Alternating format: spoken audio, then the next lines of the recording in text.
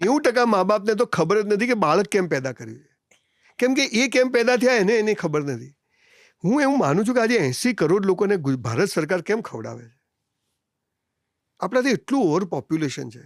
દરેક મા બાપને કમાતો હોય ના હોય, મા બાપ કે લગ્ન કરી લો, દીકરીને ભણાય લગ્ન કરી લો. ખબર નહીં, જાણે લગ્ન કરાવવા જ 18 વર્ષનો કર્યો હોય. હવે લગ્ન કરે છે તો એને ખબર નથી કે હું પત્ની લાવીશ, મારો ઘરે ખર્ચો થશે. પહેલાં એ મેચ્યોરિટી જ નથી આવી આપણા ત્યાં, એ કાઉન્સિલિંગ જ નથી કે why you want to marry. હવે પરણી જાઓ ભાઈ, હવે હું બહુ મોટો થઈ ગયો, હવે જવાબદારી નિભાવી લો. દીકરી હું જોઉં સારામાં સારા ઘરની દીકરીઓ ભણેલી, મા બાપ પરણાવી દો. એટલે તો ભણાઈ શું કરવા એને? આજે જે લગ્નો થાય છે, હું માનું છું એમાંથી 80% લગ્નો થવા જ ના જોઈએ. એનું કારણ કે એ બંનેમાંથી કોઈ મેચ્યોર જ નથી હોતું. અને પછી એ છોકરું પેદા કરે છે. છોકરું પેદા કરે, હવે એ 2 જણને તો ખાવા પીવાના તકલીફ છે, ઘરના હપ્તા નથી ભરાતા, ગાડીના, અને એ બાળક લાવી દે છે. અને એ પછી એ બાળકના કોમ્પ્લિકેશન્સ તો ઊભા થવાના છે. એ ગમે તેવી સ્કૂલમાં એને મૂકશે, ત્યાં મૂકશે એટલે બીજા પ્રશ્નો, પછી એની પોતાની આજીવિકા, એટલે એ પાછો બીજા ગામ. બધું બહુ મિસમેચ છે બોસ. જે 10% લોકો છે જેને ઈશ્વરે બધું આપ્યું છે, જેની પાસે પૈસો છે, એ લોકો બધા સાહિત્ય. પણ ત્યાંય મેં પ્રશ્નો જોયા છે, તમને નવાઈ લાગશે સાહેબ, મેં સારામાં સારા કરોડોપતિના છોકરા ડ્રગ્સમાં પૂરા થઈ જતા જોયા યંગ એજમાં. એટલે બહુ મોટો વિષય છે, બહુ ચિંતાજનક વિષય છે.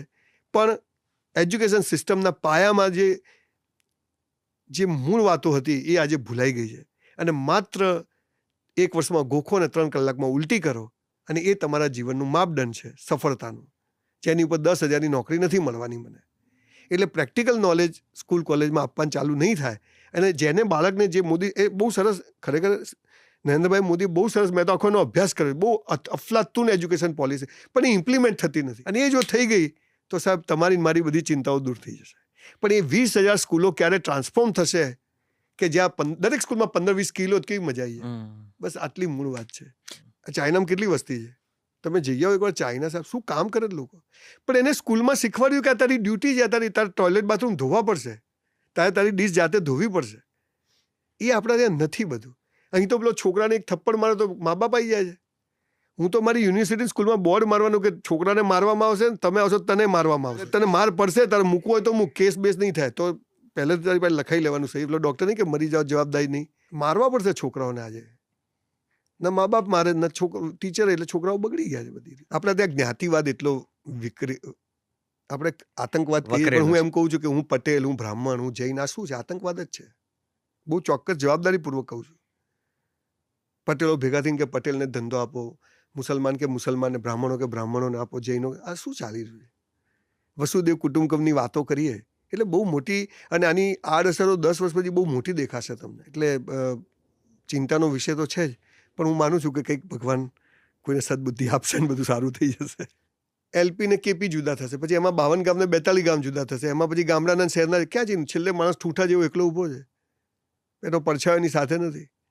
એટલે હું માનું છું કે થોડુંક આ બધાથી ઉપર ઉઠીને આપણું જે રીતે આપણો દેશ ઊભો થયો હતો એ રીતે વિચારવાની ચોક્કસ જરૂર છે. હું ઘણી બધી જગ્યાએ જઈને બોલે, લોકો મને પાછળથી ઠપકો આપ્યો, મને કે તમારે આવું નહીં બોલવું જોઈએ. લોકો મને હવે એમના સેમિનારમાં નથી બોલાતા. મારે ક્યાં ધંધો છે? હું તો જન્મે બ્રાહ્મણ છું ને કર્મે છું. સાચું બોલીશ, તમારે દિશા બતાવે બ્રાહ્મણ કહેવાય. મારું કામ છે સાચું બોલવાનું. સારું બોલવું હોય તો કોઈને બીજાને બોલાવી લેજો.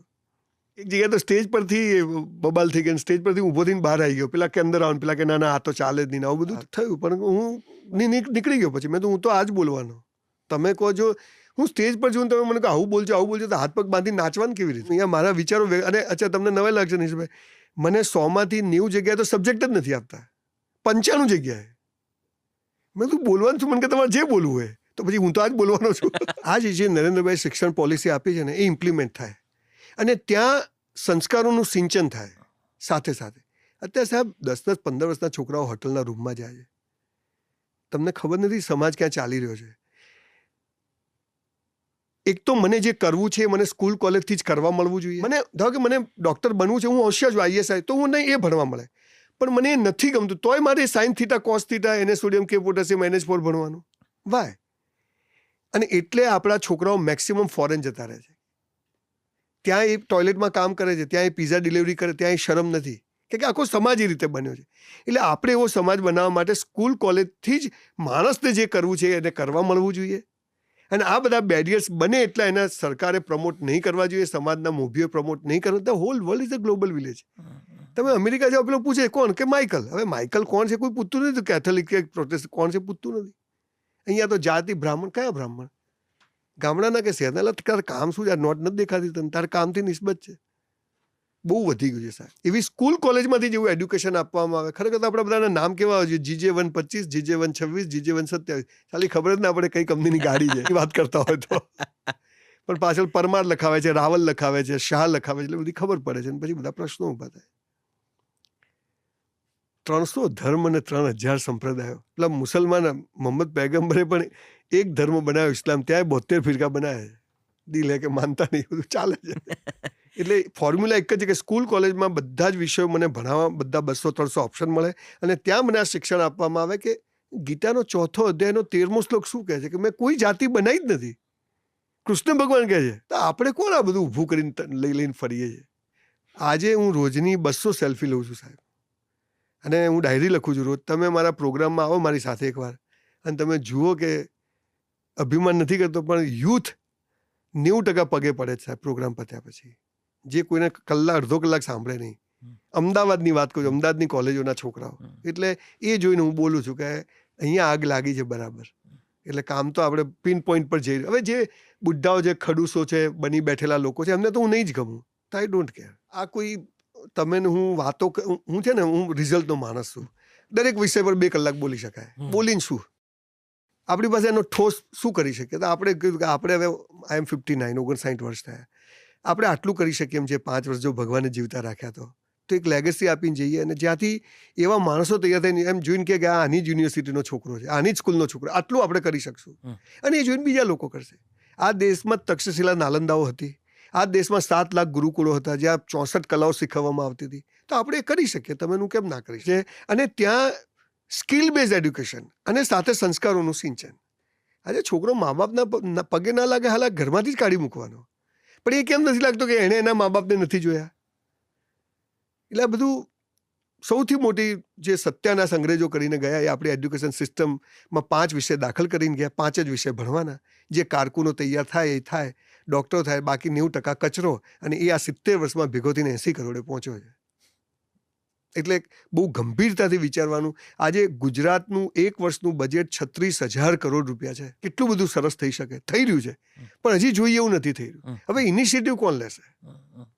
એટલે પ્રાઇવેટ લોકો આવે, એક એવું મોડલ બનાવે. જ્યારે કે મારે શું મર્યાદા? હું મારે જે રીતે બનાવું, ભાઈ સર્ટિફિકેટ નહીં આપું, તારે ભણવું જ ભણ. હું તને સરસ એસી રિપેરિંગ શીખવાડી દઈશ, અને તું મહિને 50,000 કમાશે. તો એને સર્ટિફિકેટની જરૂર? ગૂગલે ક્યાં માગે છે સર્ટિફિકેટ આજે? એ તો ટાસ્ક આપે છે, કરીને બતાવો. હવે મોટી મોટી કંપનીઓ તમને કામ આપે છે, કરીને બતાવો તો તું પાસ. એટલે બધા પ્રશ્નો, તમે સોશિયલ ઇમ્બેલેન્સ, બીજું બધું જે કંઈ તમે આગળથી ભાષાની ચિંતા, બધું જેટલું બોલ્યા એના પાયામાં છે.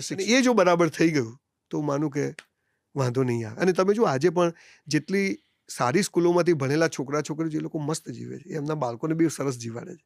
એટલે એવો 10-15% વર્ગ છે કે જે સરસ જગ્યાએ ભણે છે, સરસ માહોલમાં. એમના મેં મારા દીકરા દીકરીઓને કોઈ દિવસ ન પ્રેમ વિશે કીધું છે, ન લગ્ન વિશે કહ્યું છે, ન ભણવા વિશે કીધું. બધા વેલ સેટ છે, મારથી હાલા ડાયા છે, અને મસ્ત છે. એક પેઢીએ આમાં ભોગ આપવો પડશે. એટલે હું માનું છું કે આપણે બધા ભેગા થઈને એક પ્રયત્ન કરવાની જરૂર છે. ચોક્કસ.